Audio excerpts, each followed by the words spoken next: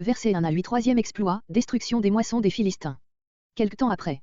En laissant ainsi sa femme dans la maison de ses parents, Samson n'avait pas eu la pensée de rompre définitivement avec elle. Un chevreau, voir Juge 13.15, note. Verset 3. Innocent. La conduite de son beau-père paraît à Samson en rapport avec la disposition hostile du peuple entier. Verset 4. Chacal. Tous les voyageurs s'accordent à parler de la multitude de ces animaux qui errent par centaines vers le soir dans toute la plaine entre les montagnes de Juda et la mer. Il ne les lâcha sans doute pas tous en une fois, mais successivement. Au milieu. Attaché à la queue d'un seul animal, une torche se serait promptement éteinte. Verset 5. Dans les moissons. Les Arabes redoutent tellement l'incendie des blés, qu'ils punissent de mort toute personne qui cause un pareil malheur, fût-ce innocemment. Verset 8. Cuisse et hanches. Cette expression s'applique à des fuyards. Étam, en Jude, verset 9, probablement la ville de ce nom située entre Bethléem et Tekoa, 2 Chroniques 11.6. Cette contrée est riche en cavernes.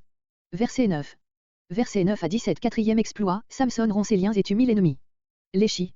Les Philistins, pour se venger de Samson, envahissent Jude.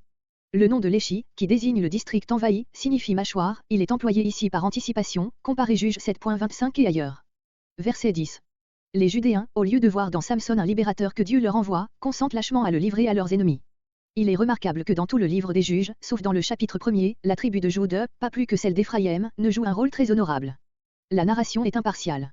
Verset 14. L'Esprit de l'Éternel le saisit, pour la troisième fois, Juge 14.6-19, nouveau déploiement extraordinaire de force. Verset 15. 1000 hommes. En voyant Samson libre de ses liens, les Philistins épouvantés s'enfuient. Samson les abat à mesure qu'il les atteint, un monceau, 2 monceaux. Verset 16. Samson célèbre sa victoire dans un langage poétique. Il y a ici un jeu de mots que nous ne pouvons rendre, le même mot hébreu signifiant âne et monceau. Verset 17. Ramat Léchi, la colline de la mâchoire ou, avec une légère variation de voyelle, le jet de la mâchoire. C'est de là qu'est venu le nom de Léchi. Verset 18. Il invoqua l'Éternel. La prière de Samson montre qu'il avait le sentiment d'avoir combattu pour la cause de Dieu. Il est ici pleinement dans son rôle de héros naziréen. Verset 19. Dieu. Dans tout le récit est employé le nom de Jéhovah.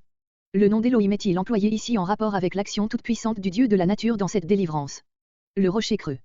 Les Septante et beaucoup d'interprètes après eux ont cru qu'il s'agissait d'une des alvéoles de la mâchoire, d'où Dieu aurait fait jaillir une source. Mais cette source existant encore au temps du narrateur, cette explication est impossible. Il s'agit donc d'une ouverture dans le rocher par laquelle Dieu fit jaillir pour la première fois une source en ce lieu-là, comme à Horeb, Exode 17.6, et à Kadès, Nombre 20.8. En Acoré, la source du crieur ou de l'invocateur. Il est probable que la parole figurée si frappante de Psaume 110.7 est empruntée à ce trait. Verset 20. Cette donnée, placée ici au milieu de l'histoire de Samson, étonne, elle semblerait mieux placée Juge 16.31, où elle est répétée à la fin de tout le récit. Nous pensons que le narrateur a voulu dire que ce fut à la suite de tous ces exploits qui viennent d'être racontés, que Samson devint juge en Israël, tribu méridionale, et le demeura pendant 20 ans.